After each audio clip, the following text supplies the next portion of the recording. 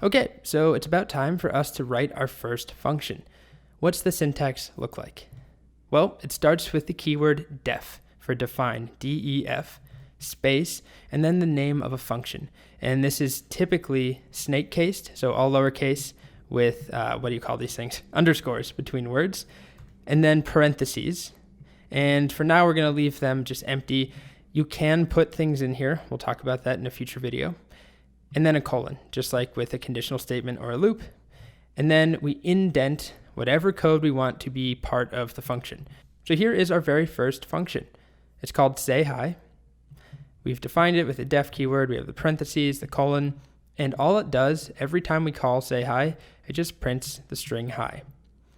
Now what's important to realize is that just defining this does nothing on its own. Well, that's not true. It defines it, but it won't actually run the code. It never executes it. So we will never see print, or we'll never see hi printed unless we actually invoke the function or execute it by calling its name and then adding parentheses afterward. So let's define our own. I'm going to make a new file called firstfunction.py. And this function will start super simple. We'll just start by writing def, and this is going to be a function that sings happy birthday. So we'll just let's do sing happy birthday. If you don't know happy birthday, by the way, I know different countries have different songs. In the US, it's happy birthday to you, happy birthday to you, happy birthday, dear somebody's name, happy birthday to you. So we'll just write that now. So I just went ahead and typed it up. And rather than singing it to a specific person, for now, I'm just going to say happy birthday, dear you. But we'll revisit this later.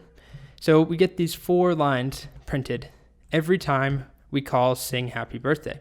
So if I run this right now, Python 3 first function, nothing happens. We don't get an error, but nothing is printed. And again, that's because we're not actually invoking the function. So I need to call sing happy birthday with parentheses. And if I do that now, I get those 4 lines printed out. If I leave the parentheses off, nothing happens. We have to have those parentheses in order to say, hey, you know that thing, sing happy birthday? I want you to now call it. Versus this right here is saying, hey, Python, you know that thing, sing happy birthday? And that's it. In this case, we want it to actually execute. Okay, and so we can do it 3, 4, 5 times, as many as we want. And now if we execute it, look how many times we get it. And all we had to do was write sing happy birthday to get 4 lines of code for free. And that's a really silly example because oftentimes functions might give us other functions inside of them, and those functions might call other functions. And at the end of the day, a single function call might actually result in 100 or 200 lines of code running at some point. For example, this rock, paper, scissors refactor, this start game function right here ends up actually invoking display header and pick computer move and calculate winner. And each of those have their own, 10, 20, 30 lines of code.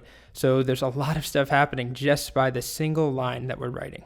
So I'll leave this video here. This is the basic syntax to defining a function. Def, name of the function, parens, colon, indent all of the code that goes in the function, and then we have to execute it separately with parentheses and the name of the function. And we're good to go. So this is our first simple function.